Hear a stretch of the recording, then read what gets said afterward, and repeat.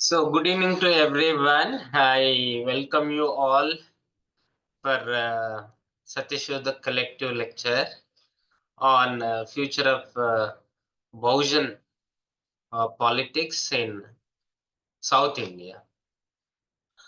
So, today we have with us M. Gopinath. So, M. Gopinath is one of the renowned Ambedkarite and Bahujan thinker from Bangalore.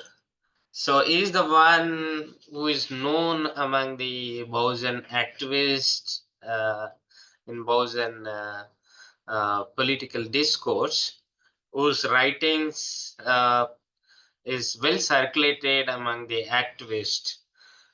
Is a leader uh, who is who worked for many years with Kanshiram after Kanshiram death in BSP. Recently, he resigned to the BSP in the context of no, when BSP went against the or opposed the subcategorization decision of Supreme Court. So his resignation created a huge debate within Bangalore or Karnataka and outside. So, given his a very long-term association with the BSP and in particular, and Bahujan movement in general, is thinking, his understanding, his contribution is very, very, very important. Uh, so, his commitment to the Ambedkarite movement and Bahujan philosophy and Kanshiram vision is very, very inspiring. So he wrote more than 80 books, pamphlets, and booklets, which are well circulated and translated in other than Karnataka. And his small booklets like Nagloka, uh, which is circulated book, which is also available in Karnataka, English. Booklets like this on Kanshiram speeches, how to revive Bahujan movement in South India, and millions can defeat the billionaires. All these kind of booklets are well circulated among the activists, writers, and Bahujan intellectuals. So his initiatives in Karnataka, like encouraging new generation of scholars, initiating the Ambedkar study circles, uh, all this created a new generation of writers and activists who are contributing a lot to the Bahujan movement. So initially, his career was started as a government employee. But he could not continue because when there was a discrimination in the institution, particularly in Karnataka Financial Corporation, State Finance Corporation, he was an employee. He resigned to that, and then he joined to the Kanshiram movement. Today, in the context of Supreme Court judgment on subcategorization of SC/ST reservations, there is a big debate, and is understanding uh, and what should be the Ambedkarite perspective or Bahujan Kanshiram perspective on the subcategorization of SC/ST reservations is very, very important. In the context of ongoing the debate on SC/ST subcategorization reservations, uh, we need a understanding, proper understanding, and also uh, the way North India and South Indian Dalit movements and intellectuals are responding to this issue also clearly shows that from North India there is a very much opposition to this, while in South India for long time there was a debate and subcategorization of SC/ST reservations. So therefore, there is a less response against to in opposing. So in a way, in South India, have a different kind of character and in understanding this issue. So since M. Gopinath is worked as a coordinator to the BSP from Tamil Nadu, Goa, Pondicherry, and other states. His experience is very rich, and so I thought it will be more appropriate to call him and listen uh, what is what is his understanding on this issue. With this, I personally, on behalf of Satyashodhak Collective, we personally thank M. Gopinath sir for spending time, his valuable time with us. The format of the discussion is Gopinath sir will speak for more than 1 hour, and then we will have a question answer session. And with this, I invite Gopinath sir to deliver his lecture. Thank you very much. During the Chamcha age, these communities have become very active in participating or taking advantage of the Chamcha age. You can see that in Karnataka, many Valaya leaders, even today, they are very active and they are taking leading role in Congress as well as in BJP. In Tamil Nadu, it has got another dimension. Their Congress was not very active. Based on the struggle and philosophy of Tandai Periyar, there emerged a DMK movement, and later on it got divided into several pieces. At present also, DMK is ruling Tamil Nadu. So the pariahs of Tamil Nadu, they have become big supporters of DMK, and thereby they have also become chamchas of DMK. Why we call them as chamchas means they will act according to the directions and the instructions of the particular party to which they belong. The sufferings and the victimization of the communities from which they are born is not that much material to them. It's not that much important to them.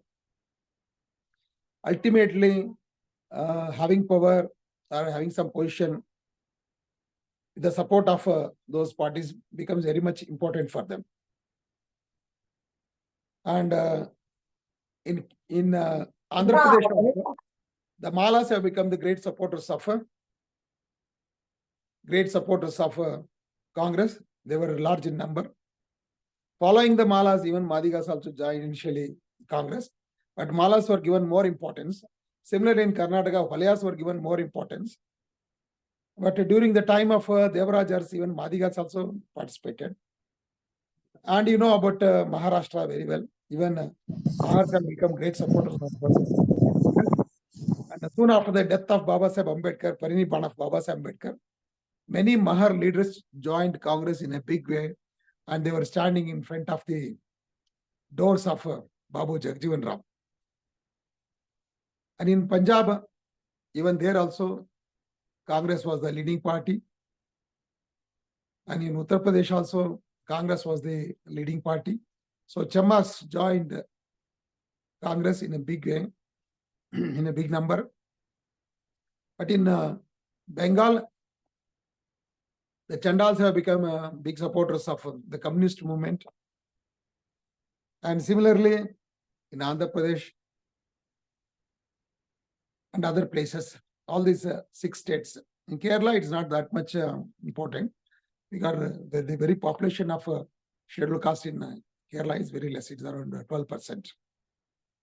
So based on these 4 principles, so Manuar Kanshiram Sahib identified these 6 castes as the Ambedkar caste, and he thought that these 6 castes can be made as the base for the movement. So that is how he started. Initially, you know very well that he was started working in the Republican part of India, but soon after he was very much disillusioned, and he thought that Maharashtra is no more fertile for the Ambedkarite movement, because all through the year they keep on telling Jai Bhim, but when it comes to the time of elections, then immediately Jai Bhim will be disappeared. They will forget Jai Bhim and they'll go to Jai Bapuji, Jai Gandhiji, and they go to Congress and vote for Congress, work for Congress.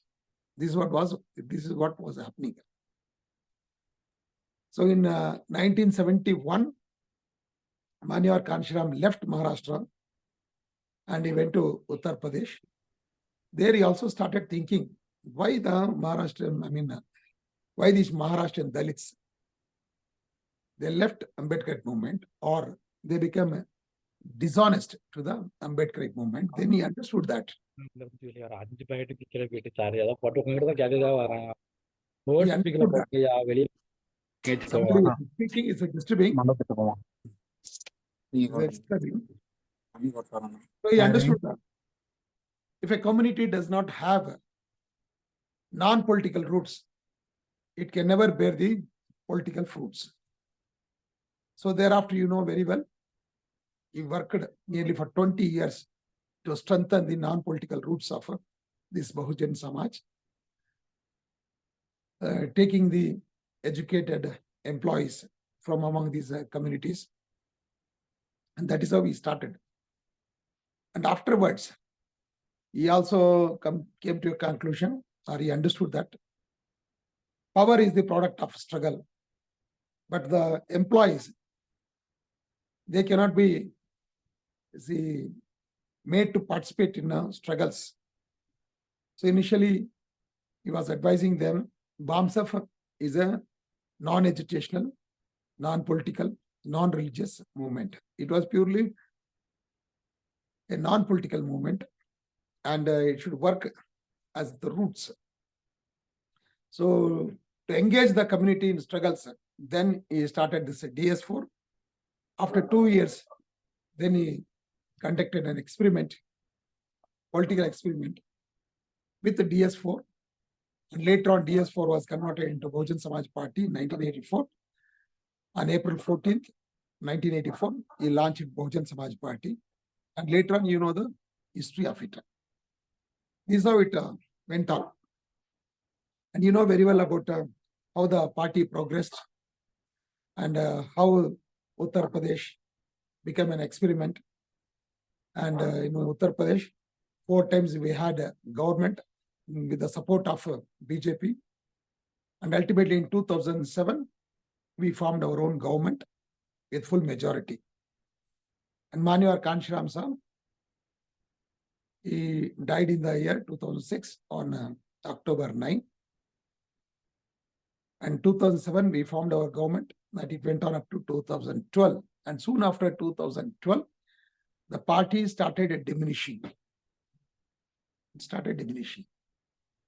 The reasons, one of the very important reasons, on June 23rd, 2024, that means around 3 months ago, Behenji herself told in that meeting that till 2007, we worked as missionaries, but after 2007, when we formed the government on our own strength, then most of us are engaged in accumulating wealth, self-development, building houses, purchasing properties, and in the process, they started selling the party positions, tickets during the elections, and so many other things. She identified the problem. She was also telling that the Prabharis are the state in charges, state coordinators. She was sarcastically, she was calling them as Chaudhris.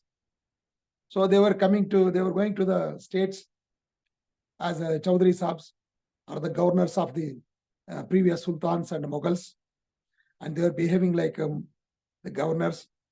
Wherever they go, they demanded luxurious treatment. They always go to big hotels. And they used to give some speeches in only capital centers.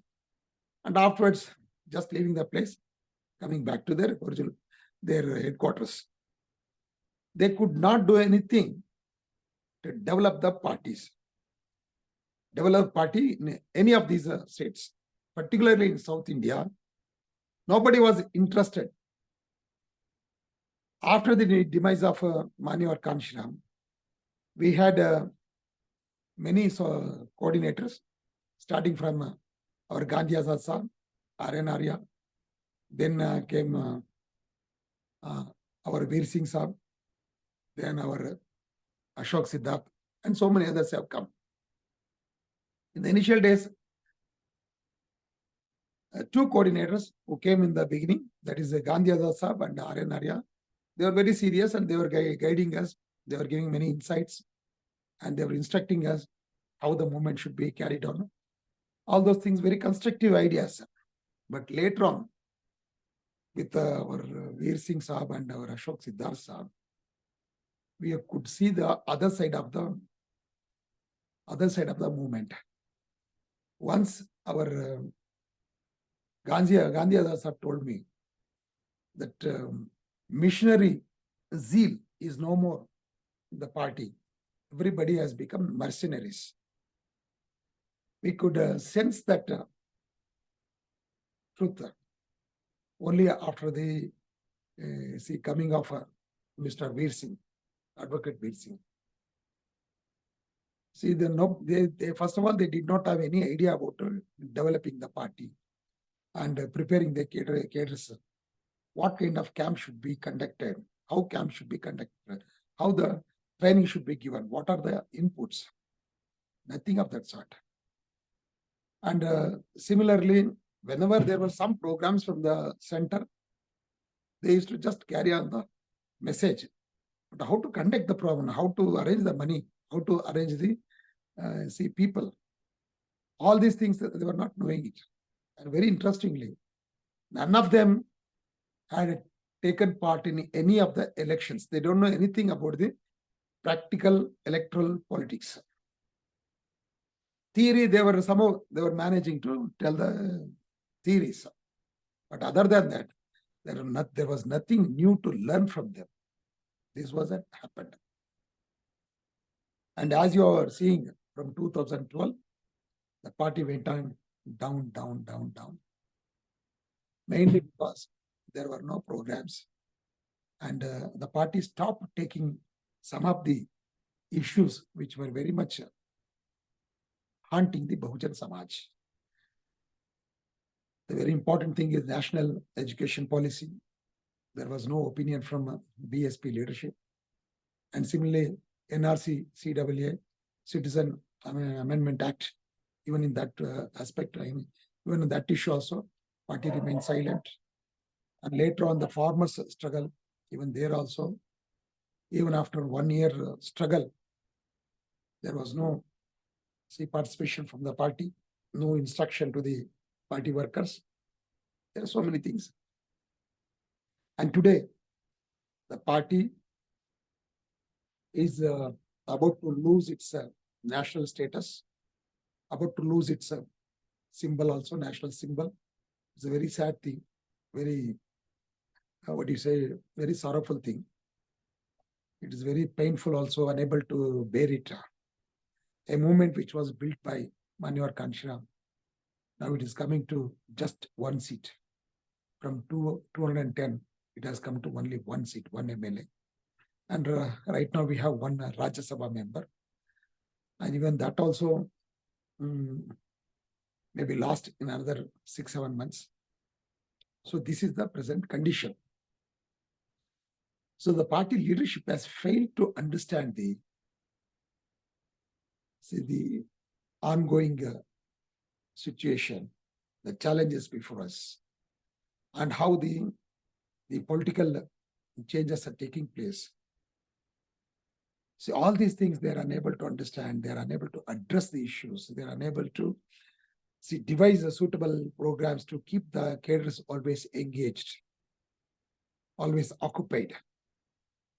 And some of the very important issues, especially the issue like our internal reservation, this could have been used to strengthen the movement. But the leadership feels, even in South India, just like our brother Tirumavalavan, many think that internal reservation will harm the unity of the scheduled castes. See, very wrong understanding. They are unable to understand the very concept of unity. If you see the Constitution of India in the very preamble itself, you can understand that. You can see yourself. It's a basic thing. The preamble says the first aspect in the preamble is it is justice. It is social justice, economic justice, and political justice. And second thing is liberty. Third is equality. And the fourth one is brotherhood. And only when there is brotherhood, you can ensure the unity and integrity of the nation. So brotherhood comes at the end, or you can say the unity among the nation, among different communities, among different castes. The last thing, this unity can be ensured, or brotherhood can be ensured only when there is justice and liberty, and also equality. If keeping these three things absent, you cannot think of a brotherhood or unity of a nation, or unity of a community, or integrity of a nation. Everything can be ensured only when there is, first and foremost thing, justice must be there. But here, they are not able to understand these very basic principles and the chronology of these principles. They say that first is unity, first is brotherhood. Scheduled castes are all homogeneous. How they can be homogeneous? Scheduled caste itself, the term itself indicates that it is a plural. There are many castes. How the many castes can be treated equal just because they are put under one category? There are many castes which are untouchables, and there are few castes which are touchable. Untouchable communities, touchable castes, just like in Karnataka, they are more akin to the upper caste. I mean, they are not so much aversive to the upper caste as the untouchable castes. The most discriminated castes are the untouchable castes like Madigas, Valias, Malas, Pariyas, Pallas, and so on. But there are other communities which are not so much, aversive or what do you say, so much against the upper caste. The upper caste, somehow they can manage with them. They don't feel so much of aversion against them. This is the condition, the present actual condition. But they say that just because they are put in one category, they have become homogeneous. Actually, absolutely, it's not so. It is heterogeneous. Just by putting them together and branding them as scheduled castes, it doesn't mean that they have become one block. They have become one homogeneous unit. It's not so. This is what the full bench, Supreme Court has given the judgment. The 7 judges have opined that they are heterogeneous communities, and they are in unequal. So unequal people should be treated with unequal principles only. You cannot treat them unequal people as equal. Treating them as equal itself is injustice. Unequal people need unequal treatment. This is a very important thing. But our people are unable to understand it. If you understand this, there exists inequality among these communities. And the discrimination also varies according to the different communities. If you understand this, then unity is possible. If you understand this and also admit that the most discriminated people should be given priority, then you can think of unity. If you deny the actual fact, then you cannot think of a unity. This is the basic thing. All these things, many of our leaders are unable to understand, especially the North Indians. See, in South India, as I told you, the South Indian states and the South Indian sociological system is altogether different from the North Indian system. Just because there is a caste system in South India and also as well as in North India, you cannot say that everything is same. It is not same. It may appear same. It may appear similar, but not exactly the same. For example, see, Behenji, as a politician, what she says is, the Chamars are against the judgment of Supreme Court. Why? Because the Chamars are the biggest beneficiaries in the reservation system. They are the biggest beneficiaries. So if this principle of the proportionate reservation according to the population within the scheduled caste quota, if this is followed, the Chamars are going to lose some, because they will be limited to their population size. They may be around 13% or 11% in the total scheduled caste population. So they'll have to be limited to only 11%. But Chamars are enjoying majority of the seats, majority of the share. So naturally, they feel that some of the posts and positions, and even in education field, they'll be losing it. So naturally, it is natural for them to feel that we should oppose this. We should oppose this judgment. But as the leader of the BSP or a social transformation movement, we must understand the feeling of the most discriminated people within the scheduled caste. Scheduled castes are discriminated, but there are most discriminated people, most deprived people. They should be given priority.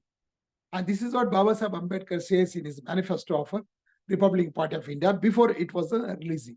He says that everyone has got a right over the equal opportunity, but those who do not have any opportunity so far should be given priority. This was the principle of Baba Sahib Ambedkar. Many say that Baba Sahib Ambedkar also was against classifying the scheduled caste quota. There was no such thing. The very constitution itself, it's very clear. Adequate representation. Adequate representation means just giving a whole bundle of things to 15% people and claiming that we have given the justice to them. Among the 15%, one or two communities who are around 5 to 6% in population may enjoy 10% or 12%. What about the rest of the communities? They may not have the adequate representation. Giving adequate representation as one lot, that is only quantitative treatment. But what is required is a qualitative treatment. Each one should be given adequate representation. So that is why the Sadashiv Commission, Justice Sadashiv Commission, or Ramachandra and Raju Commission, they have given a proportionate reservation to 4 different groups. And they have clubbed similar groups into 4 groups. And according to the population size, the reservation is apportioned or divided. They have not extended it, or they have not limited, they have not decreased it.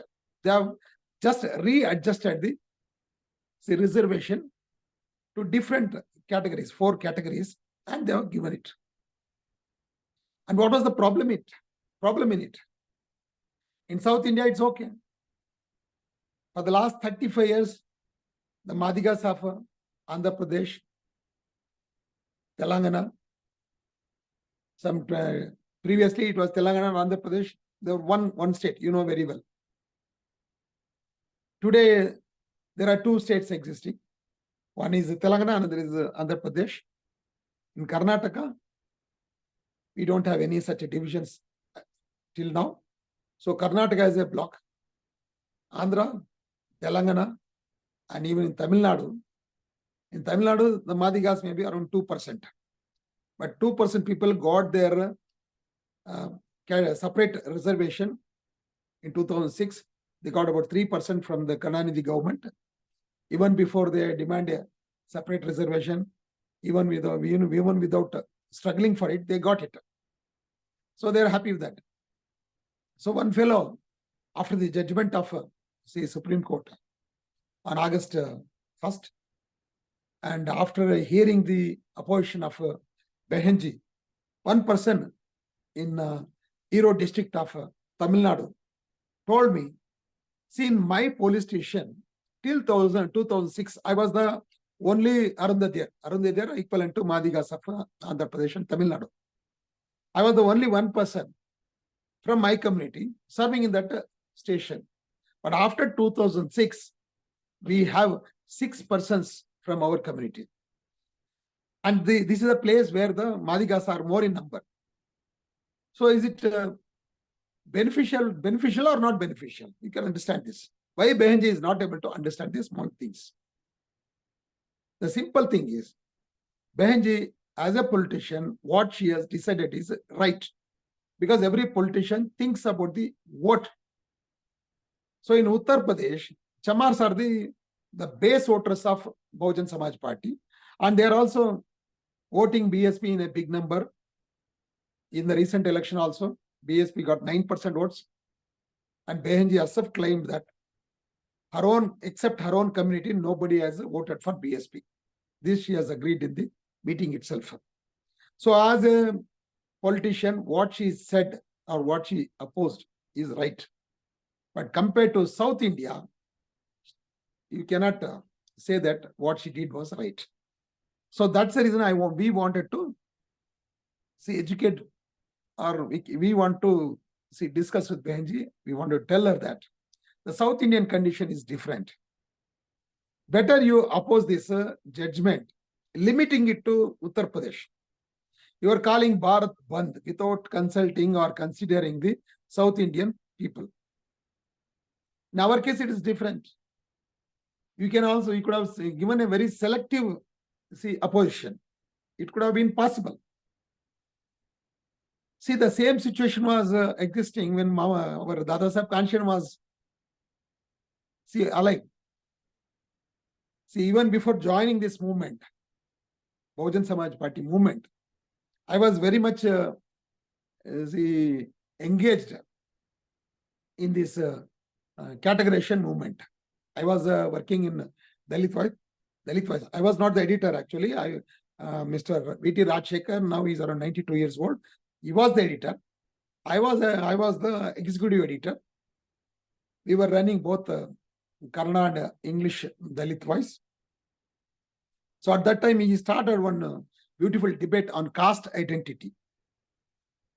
Why this debate started? It's mainly because of this categorization only. And this debate went on for nearly 2 years. And finally, it was brought out as a booklet, Caste, Nation Within a Nation. It was a very beautiful book. I also contributed to that book. And it was brought out in the name of our V.T. Rajshekhar. And interestingly, at that time, I was able to meet many of the leaders from this Madiga Dandora, and they came to Bangalore also. I could understand their mind and I could understand their feelings. And I found that their feelings were very much just, very much correct. And they had denied their due share for a long time. It is just then they came to realize their rights, their share, everything. And that's why they started their own movement. After listening to them, after speaking to them, and then I also organized 2-3 meetings in Karnataka, especially in Bangalore and Dharwad. And I was able to educate the non-Madiga communities, and particularly the Holayas, who is also a major community to which I belong. We educated them. They also had a feeling. They were afraid that by giving categorization, by giving a separate quota to the Madigas, the unity among the scheduled caste will be broken. We took a lot of time to convince them, educate them, and quoting from Baba Sahib Ambedkar's books, how he treated every community in the list. And they also convinced, they were very much convinced, and they started some understanding between all these communities. During that time, some people in Karnataka met Manivar Kanshiramji. At that time, I was active in BSP, but I did not take an active role in it. I did not take any position in that. So some people came to Manivar Kanshiram sir, and they asked him to support the Madiga Dandara movement. Saab listened to them very attentively. Then he said, why should I join Madiga Dandora when I have my own Bahujan Dandora? These are the words he told. Why should I support Madiga Dandora, which is promoted by Chandrababu Naidu? He has promoted it for his benefit. You bloody fools, you have fallen into the victims. See, on one side, Congress people are using the malas to dance according to their tunes. On the other side, the Chandrababu Naidu is using the Madigas. And both you are playing in the hands of only Manuwadis. Instead of that, come to my movement, Bahujan Dandora. Take whatever the position you want. Understand very well. And come to an understanding between you. Come to an understanding among yourselves. Lead the movement. After all, the Kamas and the Kapus are very less in number. But whereas you are a very big number, nearly 20%. And if you 20% become a base, you can change the very political scenario of Andhra Pradesh. Initially, you can become balance of power. And later on, you can yourself become the rulers of Andhra Pradesh. And why alone A, B, C, D, four categories? You can have A to Z categories. Instead of begging reservation from Chandrababu Naidu or from the Congress leaders, you give reservation to others also. Is it not better? So I am not interested in supporting them. By supporting them, by supporting this movement, actually, I will be supporting you to become slaves only. I want to make you rulers. I am not interested in making you as the slaves, continue as the slaves. I want to convert this Bahujan Samaj into a Hukumdar Samaj, ruling Samaj. So I cannot support you. This is what he said. And after all these people went, then he addressed us and told, see, they have found this categorization issue divided. But if people think that it's a problem, it's a challenge. But if you become very intelligent and utilize this challenge itself to strengthen your community, bringing an understanding between all these communities, we can speak the same language of categorization. But don't ask your enemies. Don't ask your enemies to have the categorization. You have the categorization on your own. You should do it. You should decide it. You should become the policy makers. Instead of asking him to give the justice, why don't you give the justice? This is what I want to convince you. This is what I want you to understand. So join Bahujan Samaj Party. Let all the scheduled castes become the base of this movement. And later on, you can become the ruling caste. If not today, some other day. It may not be possible immediately, but I'm telling you, it's possible. It is definitely. You can have it. You can get it. This is what he said. It's only then, even I was also very much convinced with Dada Saheb Kanshiram's argument, his principles, and his conviction to the Ambedkarite movement, Ambedkarite ideology. And I joined in the year 1997. And then onwards, I became very active. Very soon, within 1 year, Manivar Kanshiram sir made me the national executive member. And also, he took me to Malaysia, where the first Dalit conference was held. And there he gave a very historic speech. Rulers alone can create the casteless society. I recorded the whole speech.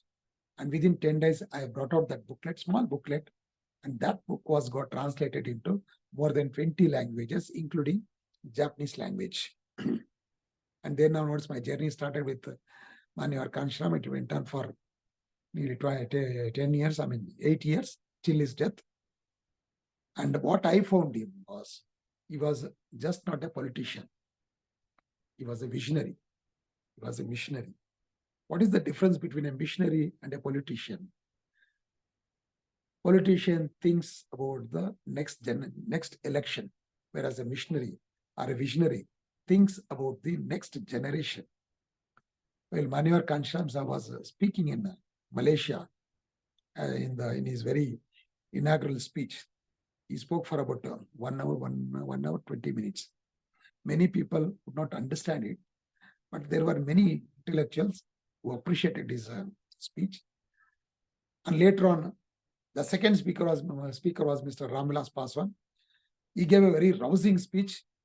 And in his speech itself, he said, I will accept Manohar Kanshram Sam as my leader. But he gives the plan for next 200 years. Who will live up to that time? He is already 65. I am already 50. Who will be living there to see all these changes, all these big transformation? Talk about the present, talk about the next election, because he was a politician. Saab was just laughing at him. Later on, when I met him in his room, I was staying in his room, he said, see, I wanted him 10 years ago. But at that time, he was after VP Singh and other fellows. He was thinking that they will make him as the prime minister. I told him, why do you go after them? Come with me, I will make you the prime minister. But he did not believe me. Now he says that he wanted to join my movement. Why should I bring him? Why should I bring him? He said, Thakur Tappa. This is what he said. So Saab wanted the missionaries to join his movement and take ahead the movement. The movement is more important, not your MLA and MP seats. Of course, we need MLAs, we need MPs, we need our own party, we need our own government. It is only to further the movement, only to carry on the movement. And we need our MPs, need our MLAs only through the movement. Movement should throw up the MPs and MLAs and the government, not otherwise, not reverse, not vice versa. If there is no movement, then even if you become MPs and MLA, you will become useless. You may have party, but if the movement is dead, party is useless. This is what has happened today.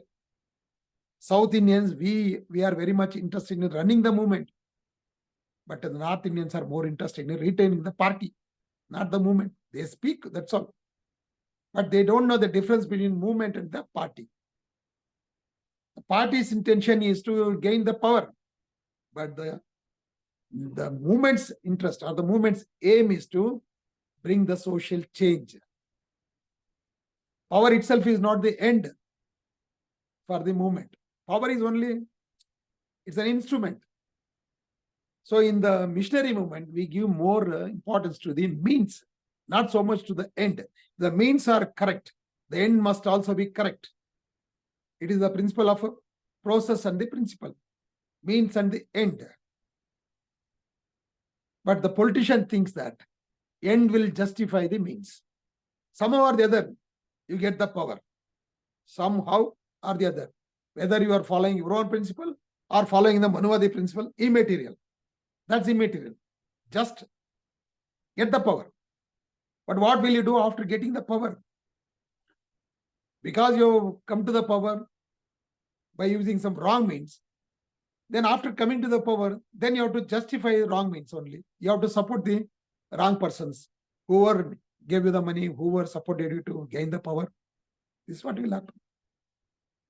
We think that after coming to power, we can take the movement well ahead. But actually, it's not possible. History has proved it. With many people, it has proved it. If you get the power, somehow or the other, ignoring the movement, after getting the power, you may say that I will carry the movement as an MLA, as an MP, as a chief minister. It will not happen so.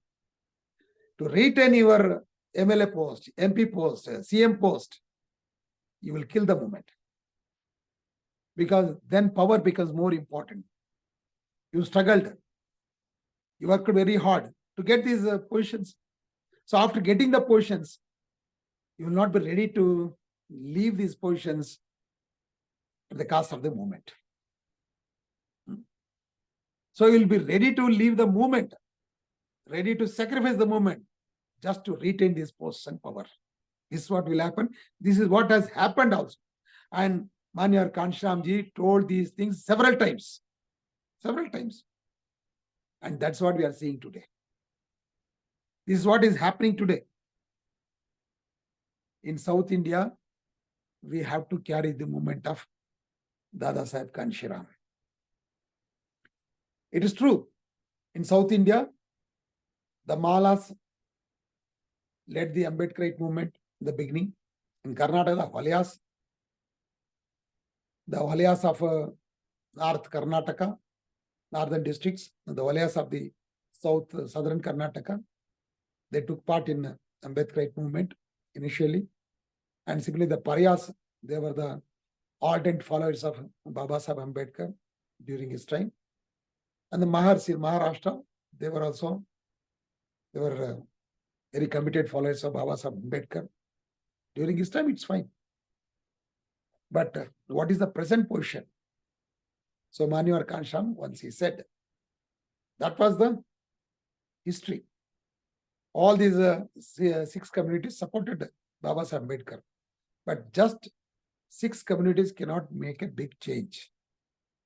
Cannot make a big change. Because 6,000 castes have been victimized. When the 6,000 castes are victimized, just 6 castes becoming one with Baba Saheb Ambedkar will not bring that much of change. They will not produce that much of light.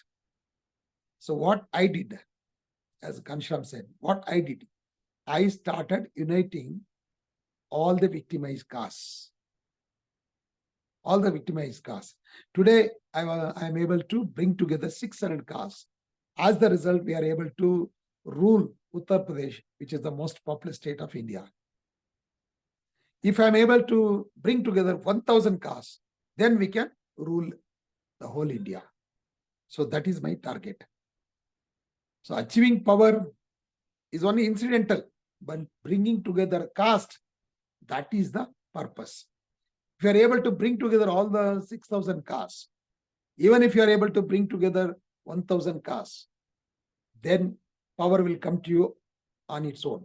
You need not have to worry for it. You need not have to struggle for it. The means are good. The means is good. The end must also be good. Follow this principle. Attend, give attention, focus more on the process.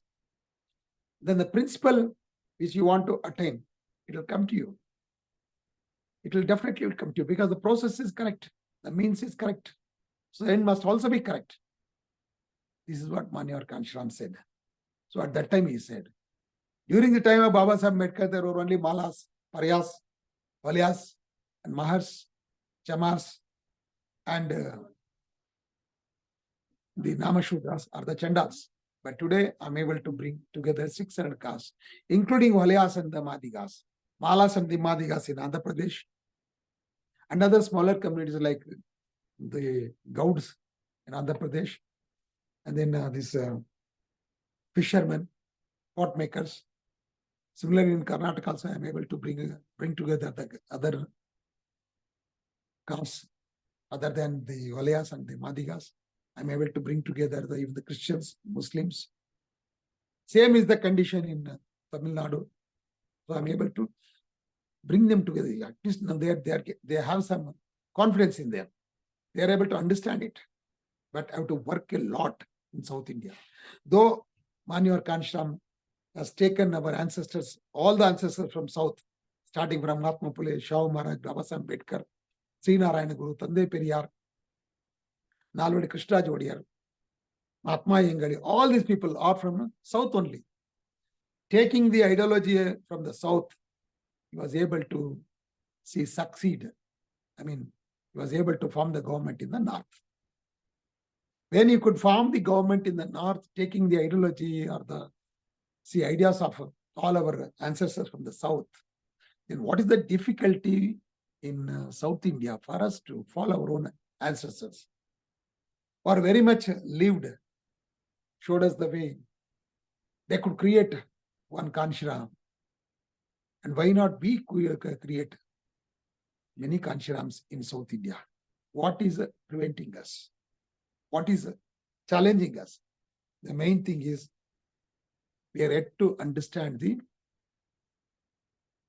sociological reality among us. All those who are considered themselves as the Ambedkarites or the champions of Ambedkarism must understand very well. If you are an Ambedkarite, then you must understand very well that it is your right to, or it's your duty to stand with the most deprived people. If Madhikas are demanding their due share in the reserve quota, there is nothing big thing. I mean, there is nothing, what do you say? It's not just to agitate against it. You are not going to lose anything.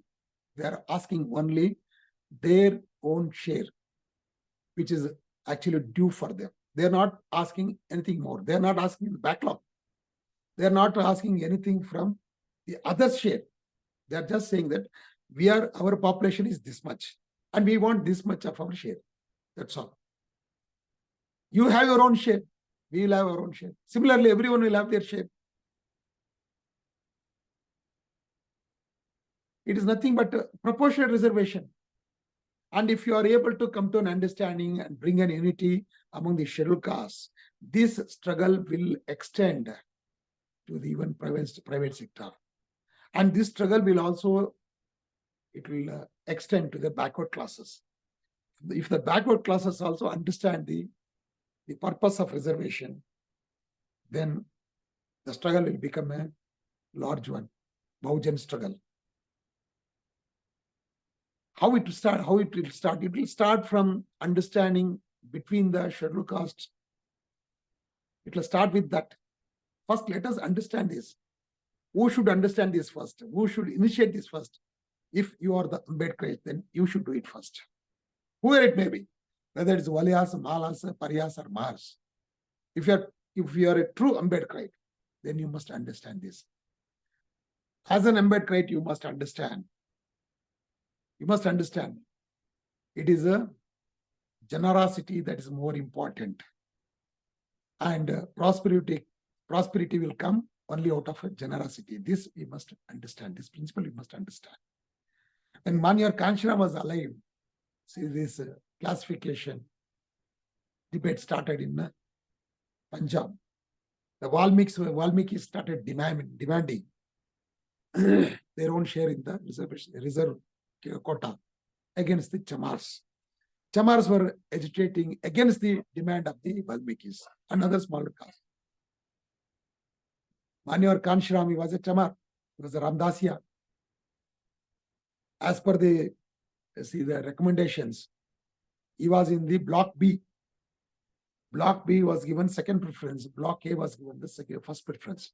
In the Block A, all the people who deprived caste were put together. So Manyar Kanshram, his community was in the Block B. So Manyar Kanshram, he called all his Chamars, different castes among the Chamars. There are Ramdasyas and there are Ravidasyas and so many others. He called them together and he convinced them. They are your brothers. Valmikis are your brothers, but they are not as much capable of you people. You are very capable people. You can get job anywhere. You can go the whole India. So best thing, if you want to follow my words, then listen to me. You go to the central services. Leave all the state services to the Valmikis. They are asking only their share. I'm telling you, give away your own share also. You are not going to lose anything. Chamars listened to him. They applied for central services. They not only took the central services, they did not stop with that. They've gone the entire globe. Today, Chamars have spread all over the world. So by listening to the advisors of Baba Sahib Manyar Kanshram Sahib, the Chamars developed their capacity. Their capabilities were multiplied. Similarly, along with that, they also gained the love and affection of the Valmikis. And that is how they became a big unity, a consolidated one.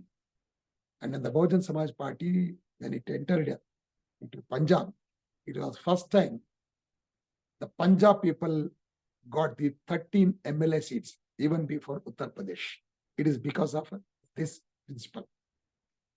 They listened to the principle, advice of Manyar Kanshiram Saab.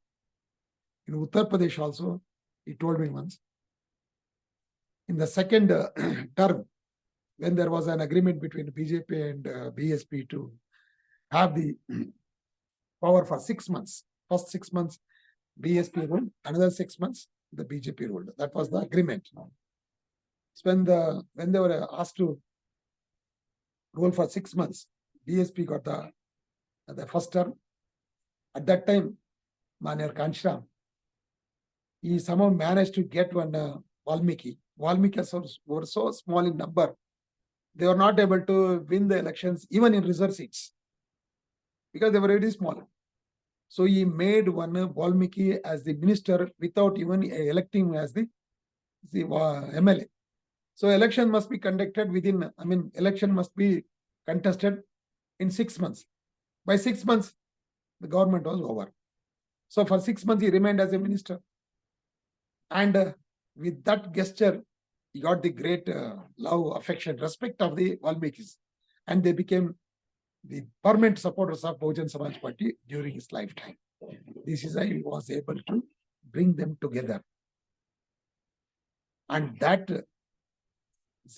tactics or that kind of approach is very much absent in the present leadership. And this is what is haunting the troubling and defeating the movement. We are not able to understand the sociological aspects. In South India, we are not that aggressive. The South Indians, if you see very well, we have not produced imperialists. We always got the imperialists from the north. So even today, the same imperialist idea of the North Indians are continuing over the South Indians. Not only politically, even the idea-wise, the ideologies-wise. We simply accept their leadership or overlordship. And they think that the South Indians are idiots. They should listen to us. Even Kanchiram also used to tell that I'm the leader of the Nalayaks. He was telling us, though you have produced big, great ancestors, nowadays you have become useless fellows by following the Manuvadis.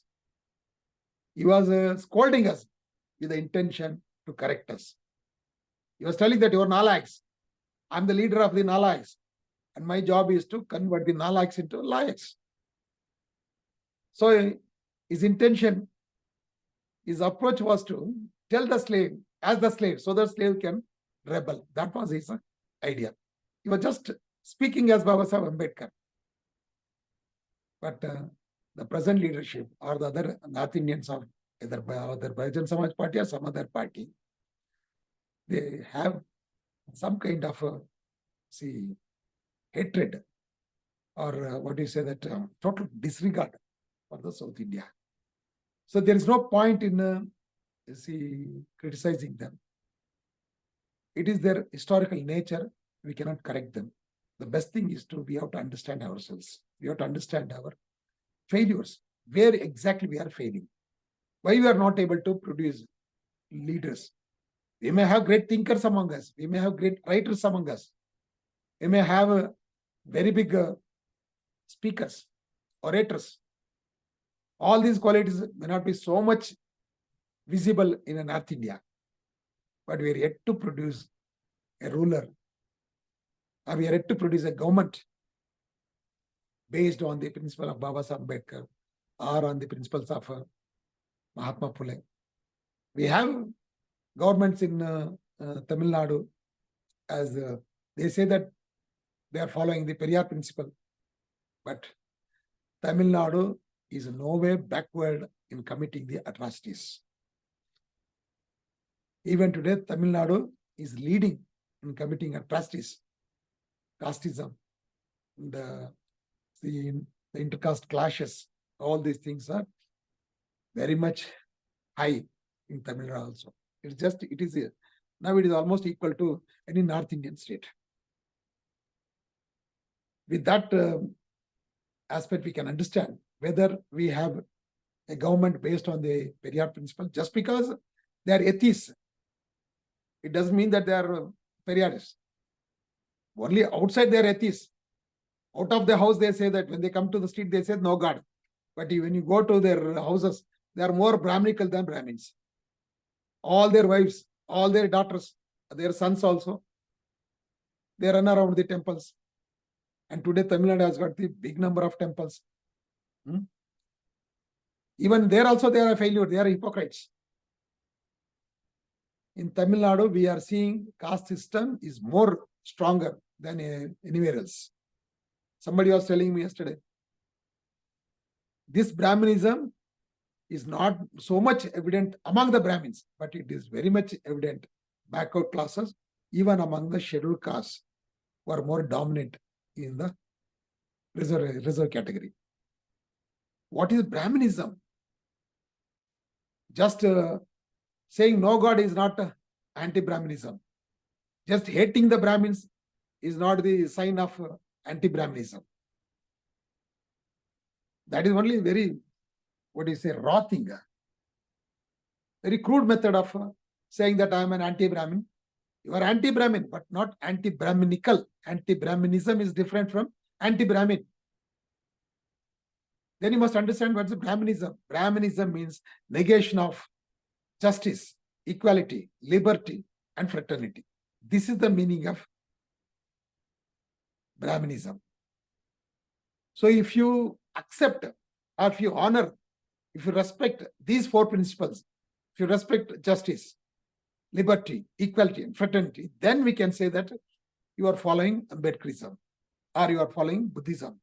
Or else, you must understand that you are also a Brahmin, more dangerous than the Brahmin.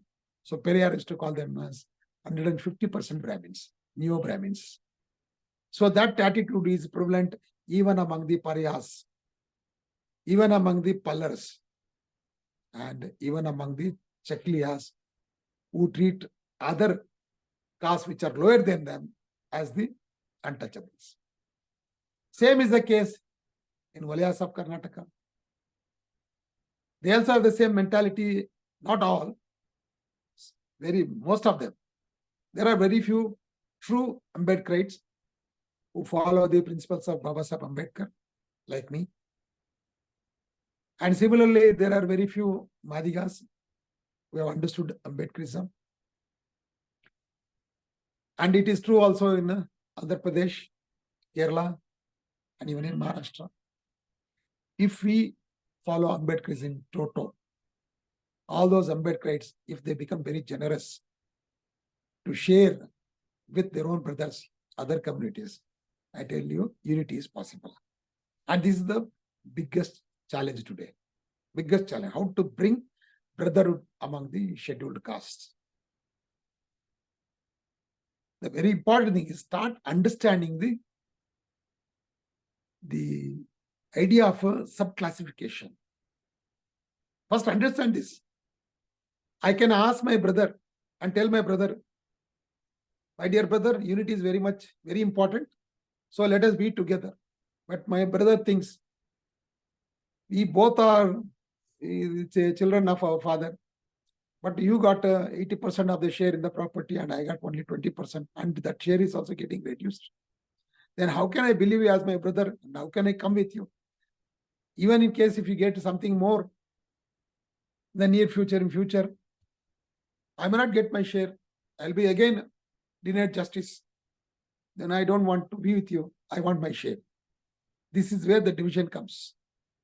Your attitude that makes the division. It is not somebody is making the division. Already that division exists within you, within your very nature, very character. Change that character. Change that attitude. You may say, oh, we are already deprived. How can we show so generous? We are deprived, true, but we have some share. Reservation, we did not get, the full reservation. Reservation total you not got, okay. But we got something, no? There are people who, when I ask them for donation for our movement, they used to say, if I get 1 lakh rupees, income, I'll definitely give you 20,000, brother. If you get 1 lakh, you give 20,000. But you also know very well that you will not get 1 lakh. It is not that you should get 1 lakh to give 20,000. You may have 10,000 rupees now. Out of 10,000, if you give 500 rupees, then I can believe that. Tomorrow, if you get 1 lakh rupees, you can give me 10,000 or 20,000 rupees. If you're not sharing whatever little you have, out of that you should give something. That shows your attitude, your generous attitude. Then I can believe you. So your action proves, not your intention. Your intention may be correct, but people will judge you only by your action, not even by your words. All these small things, we must understand this. If this unity among the scheduled castes, if it is made possible by understanding the actual position and understanding the actual situation of the most deprived people, and stand with them and be generous with them and support them and fight for their justice, fight for their just share, then I tell you, you will get more than what you require, what you need. Because it's always the generous people who can become the rulers. जो दात होता है वो विदात होता है. If you are able to give, if you learn to give, if you develop that quality, only giver can become the ruler, not the beggar. Beggar can never become ruler. Jealous people can never become rulers. Only generous people will become the rulers. So we have to change our own attitude. We have to change our own habits, our own thinking, or our own behavior. Then it is possible. See, Manyavar Kanshram was a socio-psychologist. Though he was a scientist, later on he became a great socio-psychologist. He was not so much talking about the external forces or the external challenges. He was always telling about the internal challenges, especially our own challenges within one's own mind. If you change your mind, if you change your habit, if you change your thinking, then the actual thinking, the actual change will take place. If you're not able to change your own attitude, your own habits, your own thinking, how can you expect the change to happen from outside? It is always inside out, not outside in. This is where you have to understand. And Manyavar Kanshram was also telling us,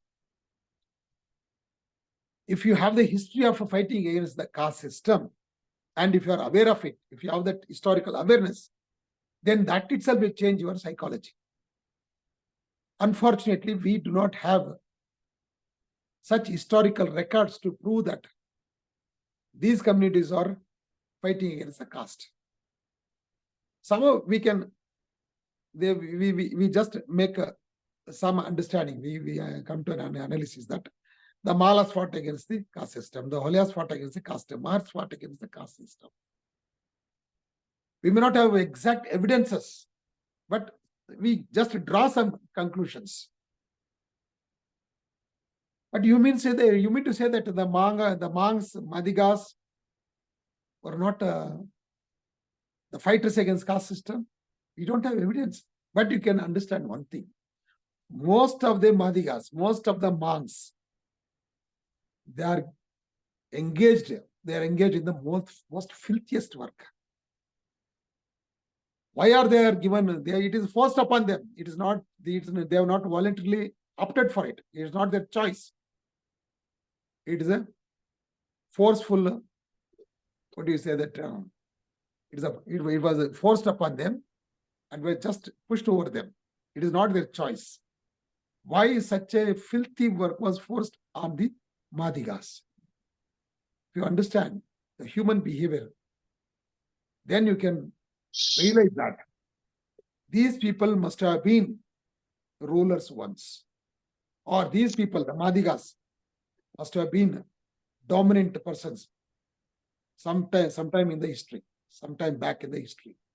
At that time, they must be very dominant, very aggressive. And the other people are the castiest people, or the today's dominant caste. They must have felt the heat of their aggressive nature. And they've also found that later on, when there was struggle between these communities, these Madigas must have been very aggressive, very violent, and very adamant. We have some examples in Tamil Nadu. There was one person called Madurai Veeran. What exactly his name was, nobody knows. But he's known as Madurai Veeran, the bravest man of Madurai. He fought against 100 people and he almost killed them. Similarly, there was another person called Ondi Veeran. Ondi Veeran means singularly he fought against more than 100 people. And both these people are from the Madiga communities. If there are such a great warriors, then that community must have been very brave at that time. And today the same community is made to work as the filthiest workers, dirty works. Why? Because the communities which were fighting against them, which was hating them, they are taking revenge against them, because now they are in a dominant position. The situation is changed. And secondly, all these dominant castes, once they came to power, they destroyed the historical records of these communities. This must be the truth. This must be the historical truth. Somebody should go deep into these historical roots of the Madigas, or the Chaklis, or the Arundadiyars. And you must bring out that. Unfortunately, some of the thinkers among the Madigas, they are more interested in instigating the Madigas against the Malas, Madigas against the Valyas, Chaklis against the Pallars and Paryas. This is very unfortunate thing. They are the people with very limited thinking, people with very limited view. They don't have, say, larger view. The larger view must be that these communities are not against each other. They must be rulers. As rulers, there may be some kind of a fight. There used to be fight. See, even in Tamil Nadu, there are well-known 4 dynasties: Pandyas, Cheras, Cholas, and Pallavas. All these 4 people, they were fighting among themselves because it's politics. But nobody claimed that one is greater than the other. So that was the situation in India. We are different, but we are equal. Then when did this principle of graded inequality came into existence? It has come only after the emergence of Brahminical ideas. Brahminical ideas were absent in South India for a long time. And the best example we can see in Tamil Nadu. In the Tamil literature, Jati was absent till 15th or 16th century. It's only after the invasion of the Muslims, Jati has come. The word Jati has come. And the professions like Bangi, Jadmalis were engaged in filthy work. These professions have come only after the rule of the Muslims, Islamic rulers. Because the word Bangi, Jadmali, they are from Parsi. They are not in Tamil. They are not in Kannada. They are not in Telugu also. All these things are from the Muslims have come. The historical reason is that all the cities in the beginning, they were all built on the banks of the rivers. But the Muslims have built their capitals, their cities, or the royal houses only in the temple, only in the mountains. And in the mountain, there were no rivers and there were no ponds. Then there was need for dry toilets. So when there are dry toilets, then they need people to carry out their toilets. And who should be employed there? By then, the Madigas were isolated. The Madigas were discriminated. They were kept away from other communities. And they asked these Madigas, Initially, these Madigas or the checklist, they all went together along with the whole community. As for Babasaheb Ambedkar's research, they were all Nagas. There is no such much difference between the monks and the Mahars. But they selected some people from these communities who are more arrogant, adamant. So intentionally they selected such people and they asked them to engage in that. Other people, they simply kept quiet because they also accepted the degraded inequality. The master always treats slaves in graded inequality only because he doesn't want the slaves to treated equally. If they are treated equally, then there is a danger of becoming united. There is a danger of becoming together. They'll form into a big unity. So the clever, the Chanaksha, or the intelligent ruler, oppressor, will see that the slaves are kept divided, one above the other. And that is how he manages the disunity among the slaves. And how this disunity can be converted into unity, then you must start with the justice. That means equal treatment. Justice, just treatment. Give the just treatment. Give the most deprived the larger share. Give the smaller share the people who are least deprived. With that, you can ensure unity. That's what we have to do now. And if you give this job to your rulers, the caste-minded Manuwadis, they will not do justice to you. Then who will give the justice? Nobody can give us. We have to give unto ourselves. And this is possible only we become the rulers. We am telling you again and again, the South Indians must think of it. The South Indians must become the rulers, not as North Indians who are more of an imperialist in nature. We believe in a live and let live others. This is the principle we have been followed. The same thing you must follow. We cannot say that the whole South India is a big one single unit. No, it's not possible. Kannadigas are different, Tamilians are different, Telugualas are different. Even in Andhra Pradesh, Andhra and Telangana got divided, though they speak same language. It's because of caste system. In Karnataka, it is facing the danger between the Lingaites and the Vokkaligas. Anytime Karnataka may also be divided into north and south.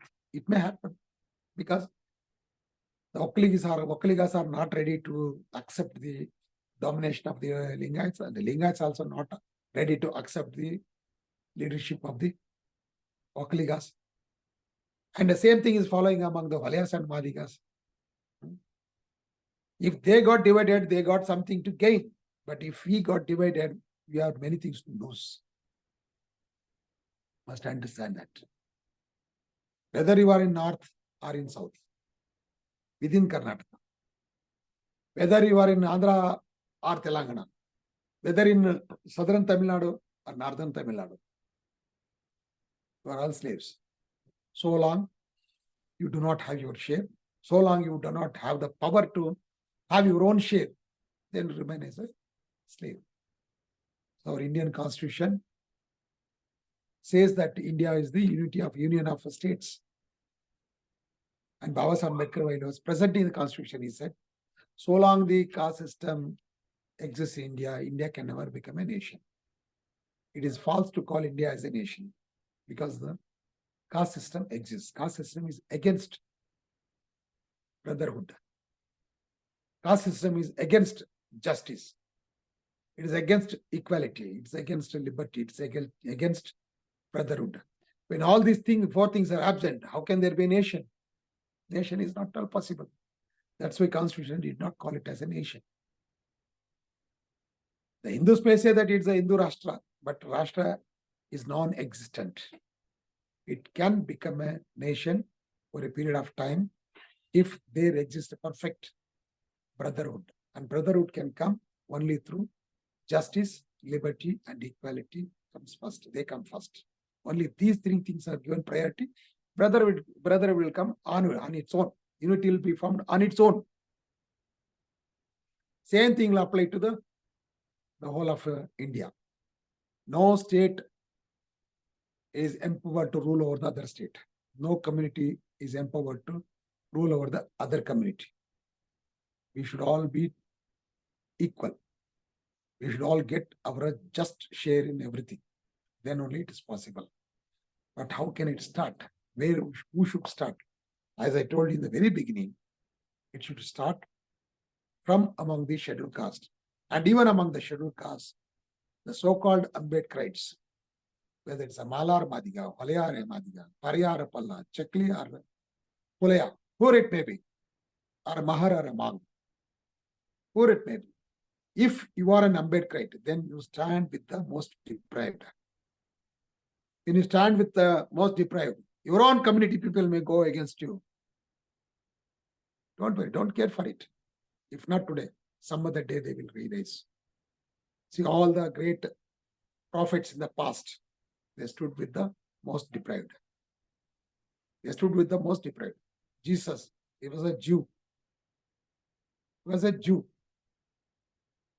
And the Romans were ruling. He stood with the most deprived people among the Jews. And some of the elite class, the priestly class among the Jews, they became the chamchas of the Romans. And they could succeed in crucifying Jesus. Later on, after 70 years, the same Romans became the Christians. And that is how Roman Catholics have come into existence. Same with the case of Prophet Muhammad. He left Mecca and went to Medina to work among the Mustadafis, the most deprived people.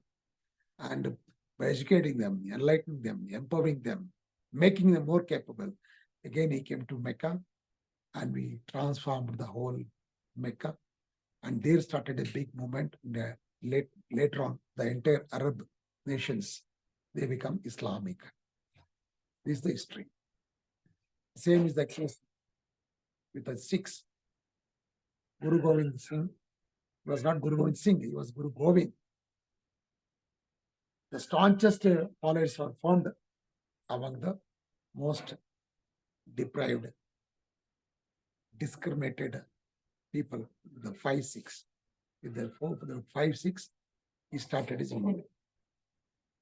Those 5 Sikhs they were ready to sacrifice their lives. Then he said, the people who are ready to sacrifice their lives, they cannot be killed. If you're not afraid of death, then nobody can kill you. So these 5 people were the most deprived people. They were not highly elite class. All these 5 people were the poor people. They were in utter poverty, but they stood with Guru Gobind Singh. In fact, Guru Gobind Singh got his Diksha from these 5 people. And later on, the Sikh movement started. This is the history. This is how it happened. Even among Baba Sahib also, Baba Sahib movement also was telling the same thing. If you are very capable, if you are very intelligent, then you stand with the incapable people.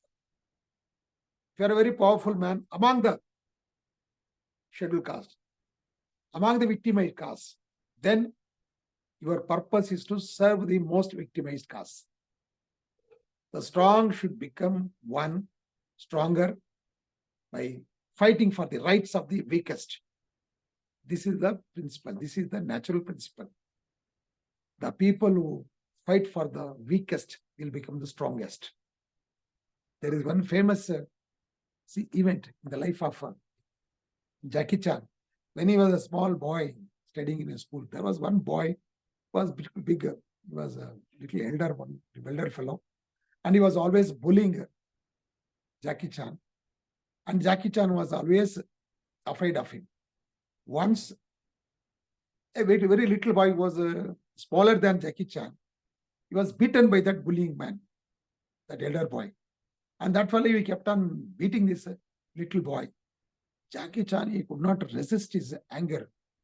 Somehow he gathered strength and seeing that small boy crying, he just ran and jumped over him and kicked him on the stomach. That fellow was bullying. He fell down. Then he ran away. Then onwards, that fellow became afraid of Jackie Chan. Then Jackie Chan understood one great principle. The moment you fight for the weakest, you will become the strongest. This is the natural principle, my friends. So let us follow these principles. We have great ancestors to prove all these laws, natural laws. Why do we need somebody to overlord us, somebody to supervise us from the north? Let the South Indians understand all these ideas. And now all these movements of the great ancestors have come from the South. Let us start applying it. Take our own states as the experiment. Instead of looking at northern states, whether UP or some other state. Take every state as a unit and take it as an experiment field. Let us have an understanding, a federalism among the southern Indias. Karnataka people cannot be the, the Prabharis of Tamil Nadu or Andhra Pradesh. Let Tamil Nadu people take care of themselves. Similarly, let Karnataka people take care of themselves. And so also the Andhra Pradesh people. But we can have a federation. We can have our own federation. Representatives from all the states. We can form into a federation. It is possible. And let us start initiating the dialogues, discussions. We may not forecast everything in advance. As we progress, we can face all these challenges. And since our purpose is very sincere, I'm sure that we'll find the answers. There is no ready-made answers. There are challenges, real challenges. Challenges are existing at present, but there are no ready-made answers. But if you are sincere in your efforts, you start moving, start addressing the issues, slowly, we can get the answers in the process. It may take years. Don't worry about the time. Let there be a beginning. Let's have a beginning. Let's initiate a dialogue. I think today's my speech may be the beginning of this dialogue. Let this dialogue continue with modern technology. Communication has become more effective and very easy, very simple. Anybody can speak to anyone else in the globe, over the globe. So it is possible. And wherever necessary, we can have physical interaction. We can have, real meetings. Till then, we can have virtual meetings like this. We can have discussions. We can have dialogues. We need more and more dialogues, not arguments. In dialogues, there is a chance of sharing and knowing the truth. But in arguments, we hardly come to know the truth. Only when I treat myself as equal to others, I'm neither superior to you nor inferior to you. I am okay, you are okay. If you follow this principle, then dialogue is possible. To find a solution is possible. We can find the solutions by having an open-minded approach. Nobody is superior, nobody is more intellectual, nobody is more brainy than the other. Everyone is equally brainy. Everyone is having some or the other talent. Only thing, we must have that shared approach. We must have the patience to listen others. Then we can come to a perfect solution, and we can take ahead the movement. As we progress, many new challenges may come up. The man, always in the history, man is the product of history. But if he becomes one with the history, then he can change the history also. So that approach is always the right approach. Let us accept this great principle. Let us accept that we are all products of the history, and we cannot think of ready-made answers for the next 100 years or 200 years. As we progress, we will get the answers. The answers will evolve. It will evolve on its own. So let us begin the dialogues in the present. See this talk. I'm sure this will continue over a period of time. Very shortly, maybe we can have a larger platform, and we can have a talk, a discussion, and meetings all over the South India. Once in Hyderabad, Visakhapatnam, Amravati, Bangalore, and other places of Karnataka, like Belgaum, Bijapur, and similarly in Mysore. In Tamil Nadu also we can have. In other places like Trivandrum, we can have. Let this continue. Let there be first interaction. And over a period of time, as Baba Sahib said, educate first, then educate. The final thing is organize. Organize is only the last step. So to reach the last step, let us begin with the first step by having these kind of interactions. I hope I answered your questions largely. And if there are still some doubts are remaining, please let us have an open discussion on this. Thank you very much. Thank you for everyone who have listened so far. Jai Bhim, Jai Bharat, Jai Kanshiram.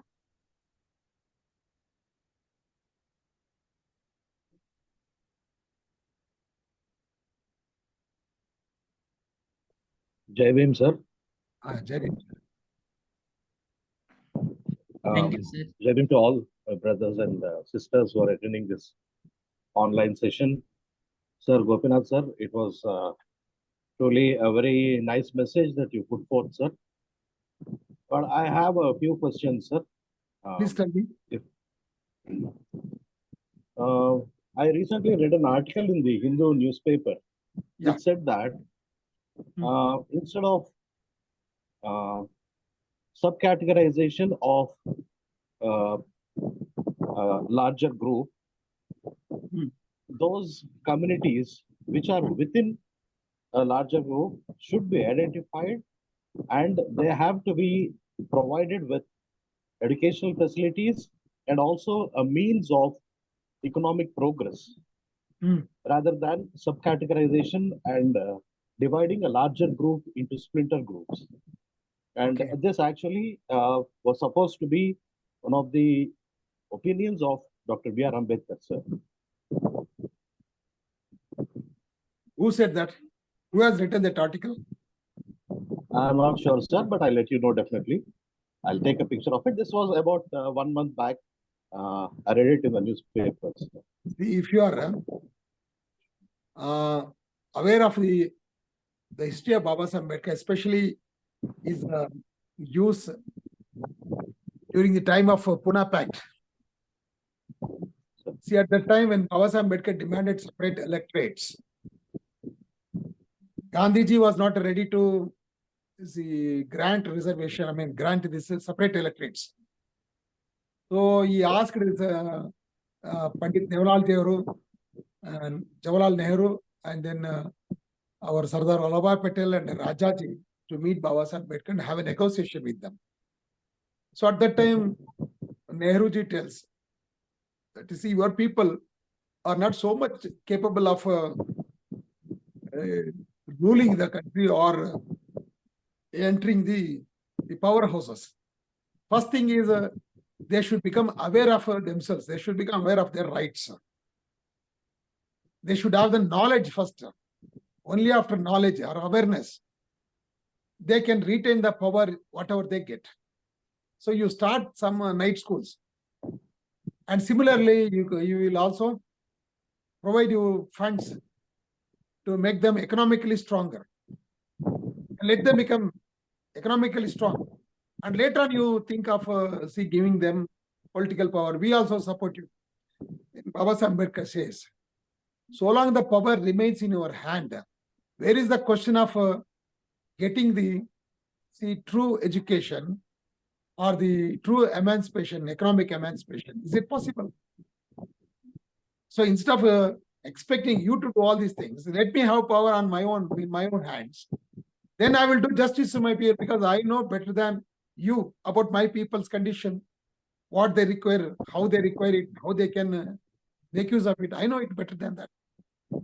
Similarly, now, very important thing you must understand, this movement may start demanding equity in employment and education.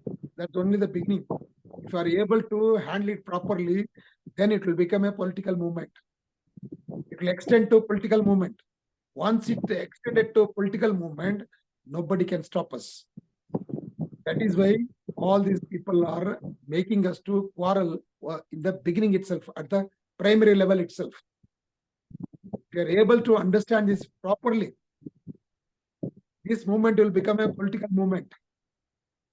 And then comes the need to understand each other also. They will come to know about their own strength. It all depends on how the leaders handle this issue. The upper caste leaders, they will use this issue to divide us. But if our own leaders understand this, they can use the same categorization idea to strengthen the unity of Dalits. Just think of it. If just 25%, or in some places it is 20%. If this 20 or 25% are in some places it is 35%, like Punjab. If 35% becomes one single block, imagine the political equations in India. What will happen to them? The people with 3%, the people with 4%, 5%, when they are able to rule this country, why not the Dalits who are more than 20%? Why they could not do it? Understand this. So all these intelligent arguments are ultimately, it's very, it's counter-effective, counterproductive. It is not in the interest of the scheduled caste. See, by arguing, by advancing these kinds of arguments, you are only delaying the justice to our own brothers. Why somebody should give such advices? Why not we think ourselves about the condition of our own brothers and share something with them? After all, they are not demanding something more than their share, actual share. They are asking for only for their own share. Simple thing, no? And this was being floated as a narrative of Dr. B.R. Ambedkar, sir. That's the reason why ask them the sources. Give the sources. I'm giving the sources. I'm giving the source. The RPI manifesto. In the RPI manifesto, you know very well, RPI started only after Baba Ambedkar's death. RPI started somewhere in November 3rd in 1957. By then, Baba Sahib was not alive. But he wrote the manifesto while he was alive. So in that manifesto is written, everyone has got a right to get the opportunities. But the most deprived, who did not have any opportunity so far, must be given priority. This is exactly the words he has used in his manifesto. If you want the correct reference, you take the volume 17, part 1, page number 352. Please write down and see it yourself. Sure, sir. Sure. Thank you very much. Welcome, welcome. Any other question? Good evening. Good evening, sir. How are you? Good evening, sir. May I know who is speaking, sir? Pawan here, sir. Pawan. Pawan Yes. Pawan. from Dharwad. Pawan Dodmani. From Dharwad. Yes, sir. Yes, sir. Please tell me, Dodmani. How are you, sir? After a long time. I'm very fine. How are you, Pawan? I'm well, sir. I'm well. Fine. How is our party, sir? What happened to our party? Why we are not... What about? Come on, tell me, please. Why we are not one party? Not able to understand what you're saying. Why we are not one?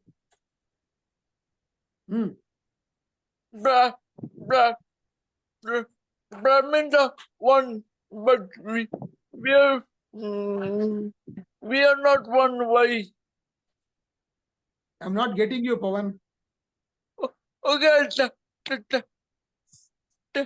type and tell you. Okay, please tell me. Type and Okay. tell me. Thank you. Okay, bye. Thank you. Thank you. Bye, bye, bye. Bye. Thank you. Good night. Jai Bhim. Yes, yes, yes.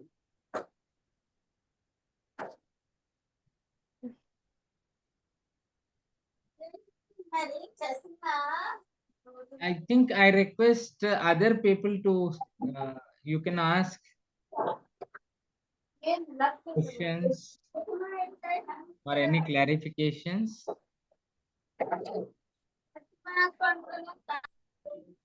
So, Gopinath sir, yeah. Please tell me. Why we are not one? Who told you that we are one? We are not one. We are different. That's all. But we are not unequal. I mean, we are not one is over the. I mean, one is greater than other. We are different. That's all. But Brahmins are together. They'll give life for the nation. They'll How can I be together with you when you deny my own rights? yes. Huh? Or why can't? Why? How can you be with me when I deny your rights, your place, Yes. your? Why the trouble? Why I hate you? Why you hate me? Because you think that I'm taking your share, you hate me. I think that you are taking my share, I hate you. But we both do not understand that we have got larger share, which is lying with our Manuvadis. Yes. Hmm. That is the problem. I don't talk to you. You don't talk to me.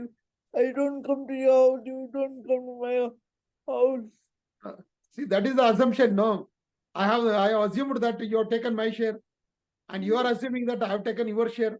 But we both do not know. Most of our shares are enjoyed by the opponents. This is our misunderstanding. Just now, we are Ganpati Papa Moria. Everyone came together. Everyone hugged each other. You do one thing, please type it and send me, sir. Pawan, please type it and send me. Okay. Okay, so anybody? Sir, in your, yeah. Anna, JB Mana have one question to ask. Yeah, Please. please. So, JB sir, Gopinath sir, I'm glad JB? to see you once again. So, just like Chandrana, I've seen you 15 years back at university. I was the person, member at the time of organization. And currently, I'm convener of Bahujan Students Front, University of Hyderabad, sir. Fine, excellent. Sir, I would like to bring to your notice, just quote the one chapter from volume 17, part 3. So Dr. B.R. Ambedkar writes that, we need to organize under one leader, one party, one program. Okay. Yeah. How do we need to understand this, sir? Now, when we start working at Tamil Nadu one level, Karnataka one level, Telangana one level, now how do we achieve this goal? What Dr. Babasaheb Ambedkar has mentioned. Do you think that Manyar Kanshiram Saab did not know this, sir?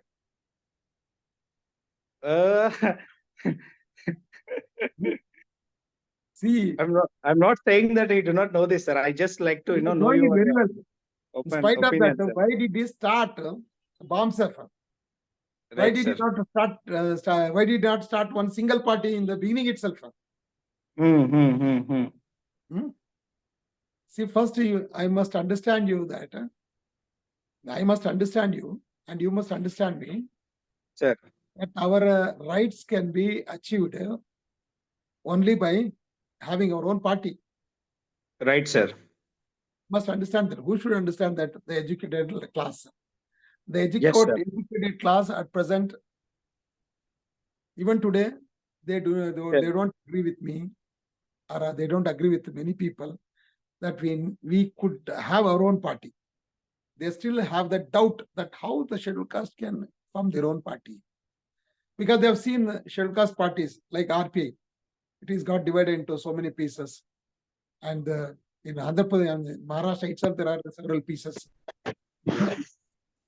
Same is the case with say other DSS groups, Dalit groups. Why this disunity or the divisions take place? What is the reason? It is a lack of proper education on the socio-political aspects. Even after having our own party, a single party, a national party, what is the status now? The national party losing its status. We are losing the simple. Manyar Kanshram took 40 years to build this party, but within 10 years, we are losing this party. This principle is fine. It's an ideal principle, but why it is not happening? We thought that it is one party, one leader, and one ideology, we could form the government. Yes, we formed the government, at least in Uttar Pradesh. But why could not we retain that very government in Uttar Pradesh itself? From 208 MLAs, it has come to just one MLA. What happened? Why it has happened? You must understand that. See, once I asked Manyar Kanshramji, Baba Sahib Ambedkar said, political power is the master key through which you can unlock the doors of socio-economic progress. But how to achieve it? How did you get this idea of forming the BAMSF, forming DS4, and ultimately forming the party? He thought for a while, for a few seconds, and then he said, I don't know. I don't know how I got this idea. Then how did you bring it into action? He did not tell me immediately. He said, at that time, I found that this was the right thing to start with non-political routes, to start with the DS4 as an education wing. And finally, I thought that now we are capable of having our own party, and I started it. Even while I started BSP, there were RPI, there were many other Dalit parties, and they were not ready to join me because their purpose, their interests were different. Everyone started their own shops, and they don't know close their shops because they want to have the whole profit, whatever they gain. But I am not starting another shop. I'm starting a party to benefit the whole community, to bring social change, social transformation. So that was the difference. So with this difference, I could make it only by strengthening the non-political roots. There we have failed. After forming the government, Benji also told many a time, told me also, don't work too much. She was openly, she was telling, we must have our own BAMSF. We must have more of youngsters. But in reality, there was no program to strengthen the BAMSF. There was no program to unite the educated employees and have a powerful employees wing. In fact, things were going exactly. They say that we must bring the youngsters. And I brought a lot of youngsters into the party in Kerala and Tamil Nadu. They felt that I am starting a parallel organization. They felt very much threatened. All the existing old leaders, they felt that their seats will be taken away, their position will be taken away. This psychology must be changed. A real leader is the one who develops other leaders, who creates leaders. You will not snub the leaders. If you are a true leader, you must see the leader in every single person. The strongest person, you will always see the strongest people, even among the weakest people. This is the attitude. But most of the times, the so-called leaders, they are afraid of the emergence of new leadership. This is the problem. This is a psychological problem. How will you change that psychology? You must engage. You must bring together all these right-minded people among the scheduled castes, the so-called educated. Just because they got degrees, don't think that they are highly educated. They got social understanding. Lot of churning has to be done. That process must be continuous. 1 year Kanshrams have started by himself, but some of the employees during his time, they betrayed him. It is true. But he did not stop with that, or he did not advise us to stop this work. He said that should become a shadow organization. Shadow organizations should have been strengthened. That process was stopped. Somewhere it was stopped. We must restart it. Only then it is possible. All these ideas, powers of ideas can be fructified, can be bring into reality, can be brought into reality only by working on it. Immediately we may not get the political fruits. As I told you in the beginning, it may take some years. It may take some years, and we cannot think of getting things very urgently. We are not in a hurry. And if you think of getting it very hurriedly, it will collapse very hurriedly. Have a very long-term plan, but start now. So you may not reach the goal immediately, but I'm telling you, definitely we will reach the goals. It is possible. Am I right? Thank you, sir. Okay, fine. Yes, sir. Yes, sir. Thank you, sir. Welcome.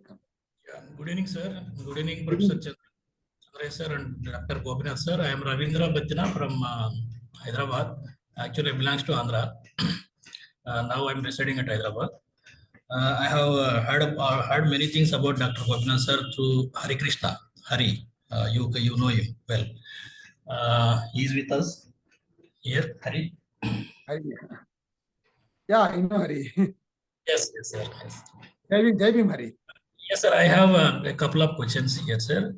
Actually, we have been guessing this scenario. There is an historical requirement in southern part of India to be this the SCs or STs or Bahujans of southern part as different from northern part of our brothers and sisters. And definitely because of this continuous failuring of party since 2012. And we know that the product of failures are distrust among the members and wastage of resources, and of course, breaking up relationships. Whether we are differing with the party because of this categorization, or is there any historical requirement that South Indians need separate parties? And next question is, sir, see, in southern part, what we believe that we believe individuality. See, we have VCK in Tamil Nadu and some other parties, local parties, maybe in Karnataka, I don't know. And in Andhra, in Telangana, Andhra also, we have some few local groups. And we are able to combine these all people with the ideology. And from the Ambedkar and Kanshram movement, what I understood that through is their books. So any movement, what you say, you rightly said, our vision is movement, not the secondary is the political. Even Behenji also says, BSP मतलब पहले movement था बाद में political party. वो ऐसा बोला. So from our Kanshram movement and Ambedkarji movement, what we observed that movement nothing but a sacrifice and continuity.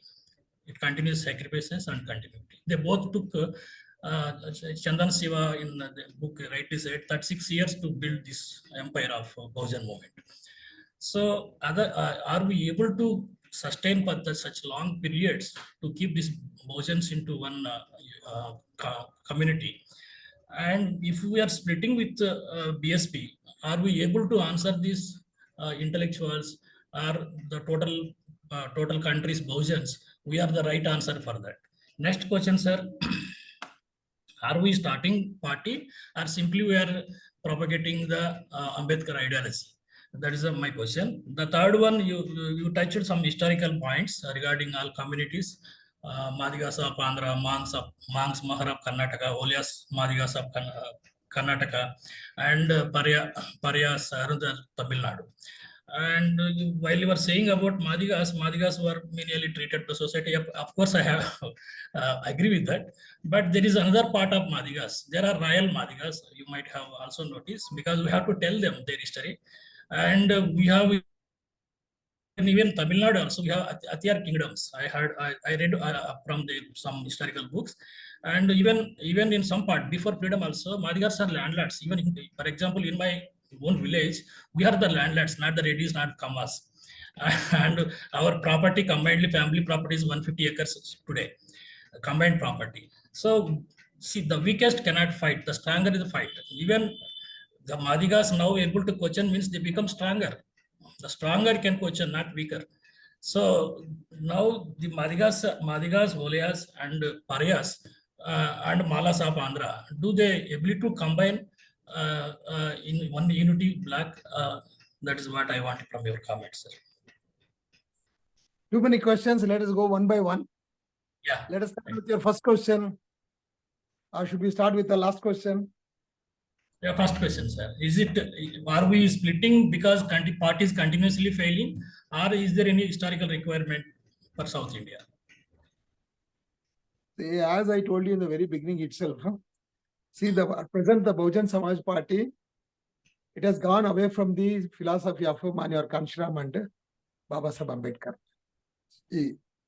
See, though Manyar Kanshram Sahab was very well versed with the very well acquainted with the philosophy of Babasaheb Ambedkar, he also followed certain principles in his own life. First thing, you must have read it. First thing, he decided not to have his own property, not to bring any of his relatives into the party, and not to get married. And the third, he was not willing to have one bank account. And he was considering the whole Bahujan Samaj as his family. Why all these things? See, to run a movement like ours, one need to be a strong leader. Many people say that we need a benevolent dictator. Because to lead the slave movement or the erstwhile untouchables, if you are too liberal, then it is very difficult to lead them. And if you become too autocratic, even then it is difficult. You should be rigidly flexible. You must be a Buddha. And at the same time, you must also be a Hitler. As far as the discipline and actions are concerned, be a Hitler. But the heart of heart, in your approach, you should be a Buddha. Why you are in the movement? Why you are struggling in the field? Why you want to launch a struggle? It is in the interest of the social change. There is nothing to gain personally. Dadasaheb Kanshram never had any personal interest. He was totally a selfless man. He himself was a Buddha. He was called as the political Buddha when he died. Somebody called him as a political Buddha.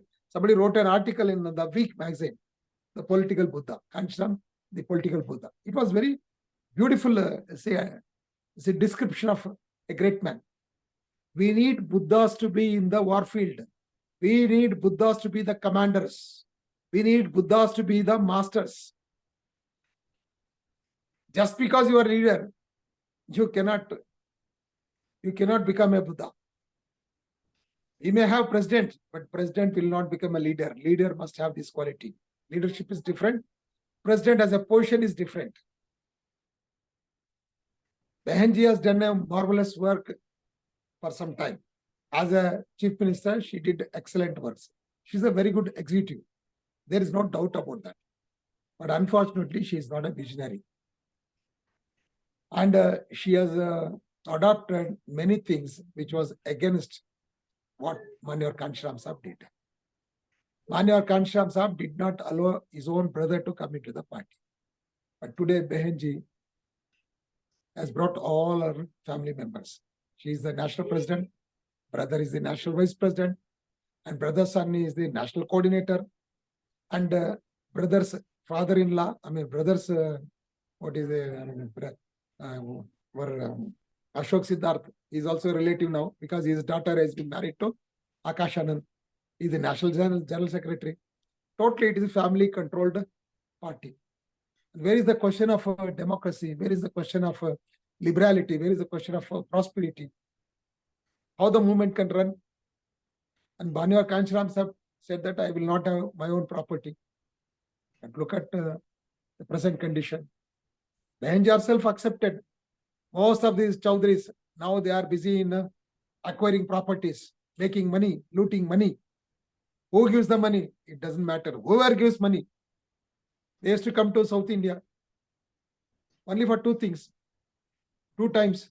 Once during Behenji's birthday, another during the membership drive. In both the times, they used to collect lakhs of rupees. They never bothered about developing the party in South India, developing the leadership in South India. This is what has happened. And when there are many issues concerning the Bahujan movement, but she never had any programs for that. See, movement will grow only when there are programs. Programs must be initiated to keep the cadre engaged. Only then the political movement will advance. Otherwise, it will not advance. These are the flaws we found. And I myself was seeing it. I was very much pained to see these things. I have seen both Manyar Kanchiram Sahib as well as Behenji. Though I have been with Saab for 80 years. It was a very smaller period. I was very close to him. Whenever he came to South India, wherever it is, whether it is Andhra Pradesh, Tamil Nadu or Kerala, even Kerala or Tamil Nadu, Andhra Pradesh, Karnataka, he used to call me. And he was asking me to be with him. So whatever he spoke, I brought out in writing.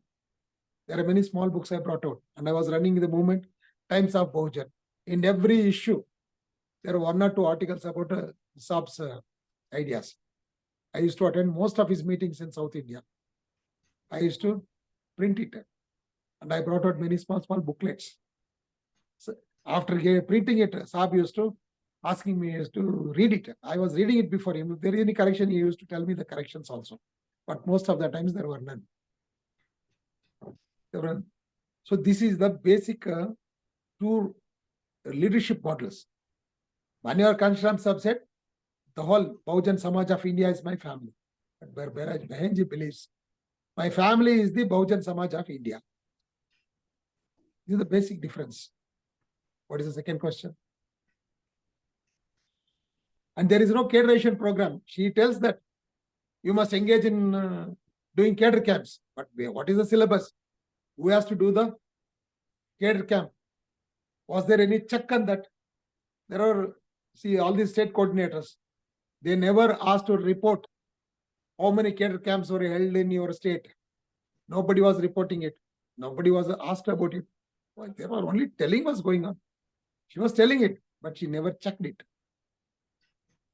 And there must be always, things must be updated. So that updating was not there. Changing ourselves to the changing times. So that changing was not there. So that is how the movement has become redundant. Next question. Hope I'm clear. Yeah, you answered out of my 3 questions, 2 questions were already answered. So it is fine, sir.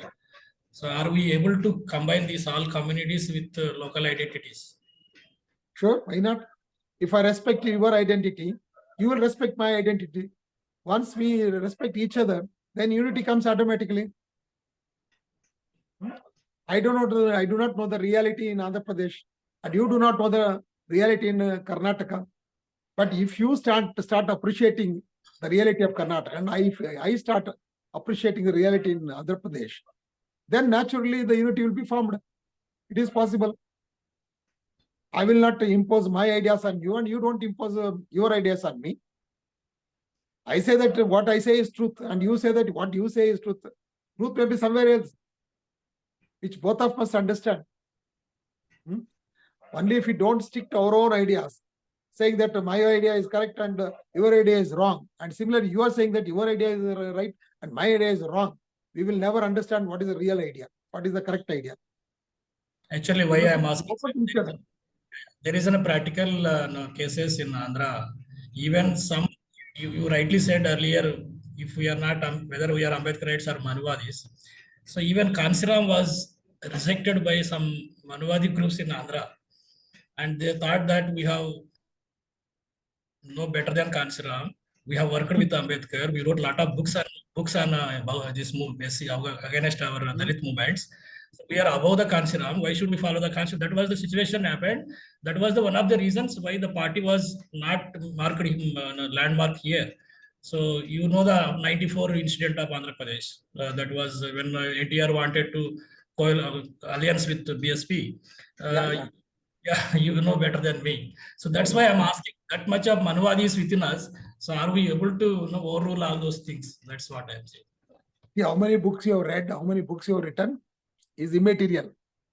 What is the result you have produced? That is important, no? Right, sir. That is important. See, the Maharashtrians are the number one in reading Baba Ambedkar's books and number one in writing books about Baba Ambedkar. If you go to Nagpur on this Diksha Day, on this Chaitya Bhumi, you can see miles together books on Baba Ambedkar written in Hindi and Marathi and even in English. But what is the ultimate result? All these books had it changed the social condition of a Mars in Maharashtra itself or elsewhere? How much you write, how much you read, how many books you have produced, that is not the question. Anybody can do it. But what is the ultimate thing is to bring change in the lives of the people. Manyar Kansham did not write many books. Hardly 1 or 2 books he has written, but he was editing many magazines. But he is not popular because of his books, because of his writings. He is popular because of the great change he has brought in the lives of the people. The political change, the change in the equations, the political equation, he is known for that. That's why he is called as a Jadugar, marvelous man, one who can upset the apple cart of the Manuvadis, which Behenji could not do it. Right. Thank you. Thank you. Welcome. Hari, any question?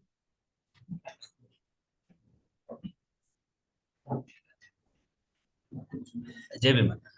Jai Bhima, Chapo. Yeah, sir has asked all questions from our side. Thank you. Very What is clear. Sir's name? Sir's name? Ravindraya ji. Ravindraya. Very nice meeting, Ravindra. Yes, Anna. So you don't have any question? Oh, that's my questions were also included. Oh, fine. It's fine. So instead you're asking, you are made him to ask.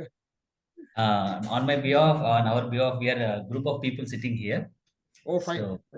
So on everyone behalf, sir has put his voice. Excellent. Okay. Thank you. Jai Bhim, Chandraiah, Ravindra. Oh, Srikanth.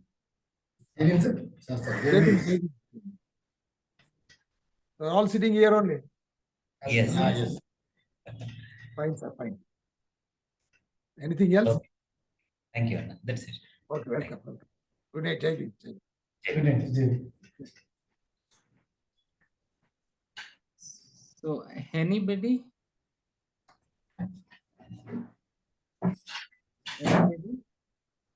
So, I think we are at the edge of concluding.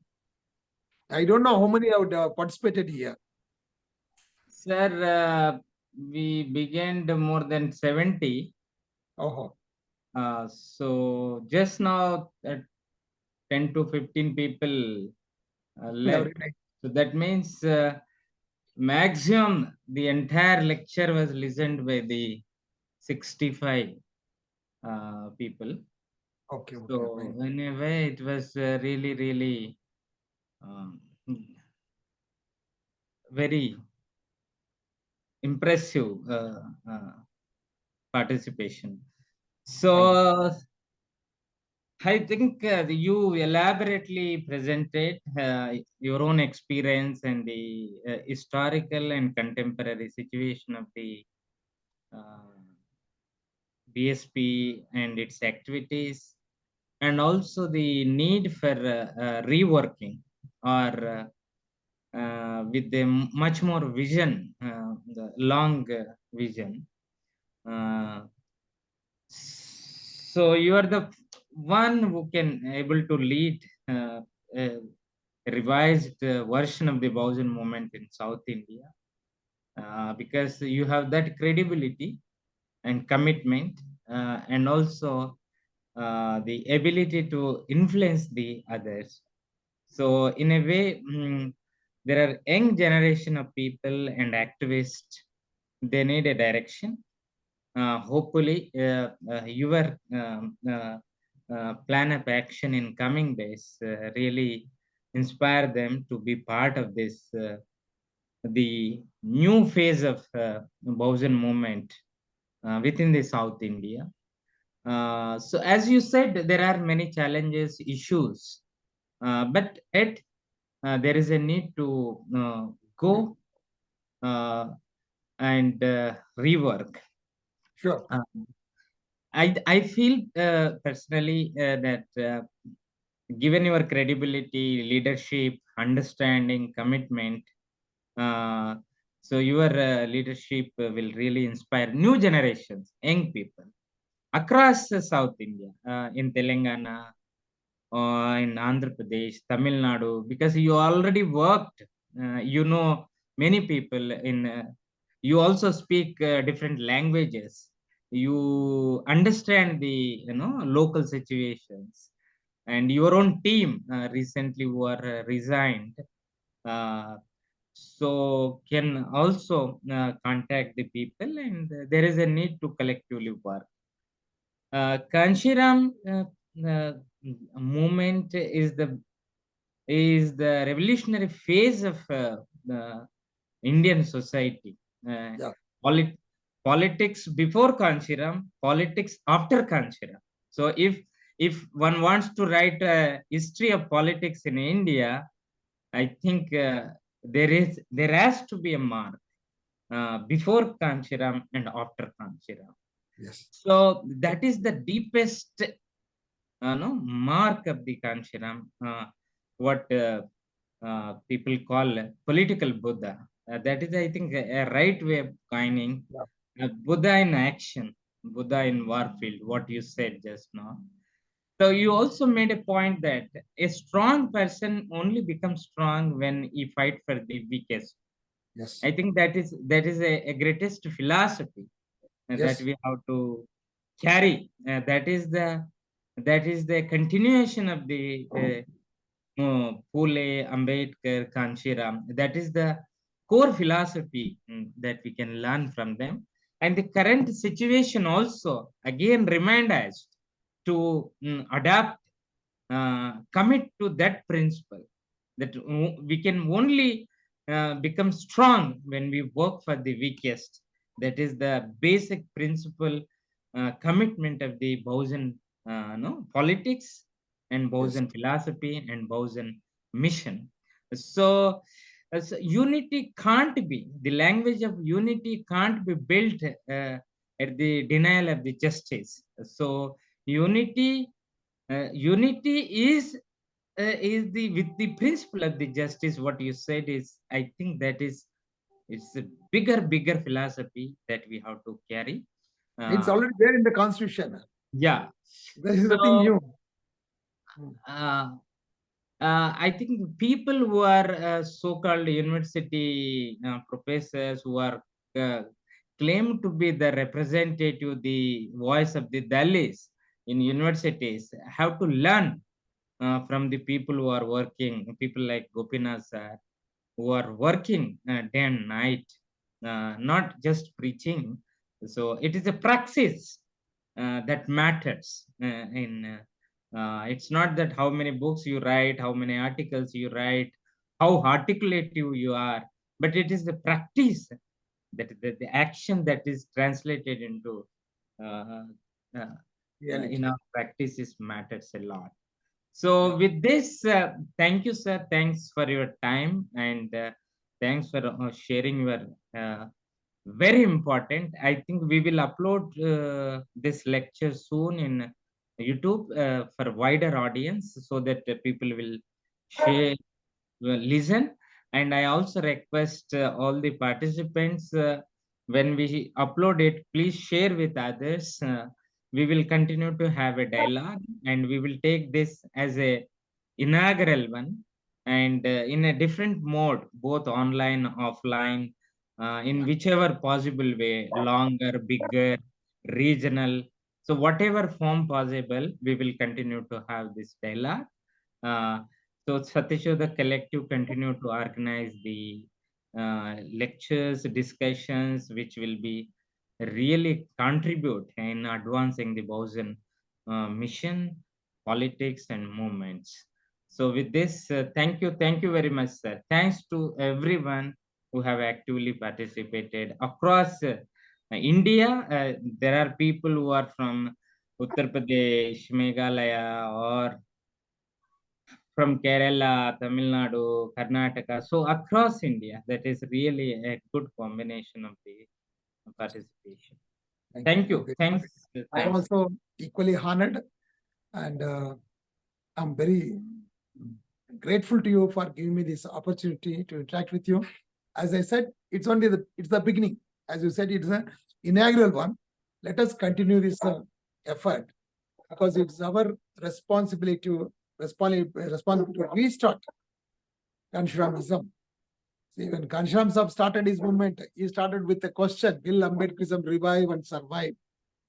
Now we must start with the question, will Kanshuramism survive, revive, and survive? Because there are forces to kill his philosophy. We should not allow it.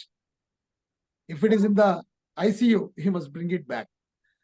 Yes. And he must think, is it possible to bring it back? And is it possible to revive it?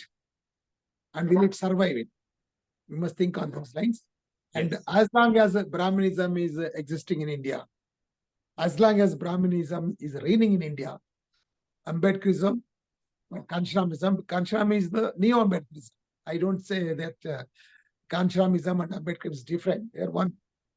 Kanshuram is a neo-Ambedkarism. So long the Brahmanism is alive in India, so there is always a need for Ambedkarism or neo-Kanshuramism, neo-Ambedkarism. Thank you. Thank you, sir. Thank you, Jai Bhim, sir. Jai Bhim. Thanks to everyone. I'm ending this. Jai Bhim to everyone. Thank you.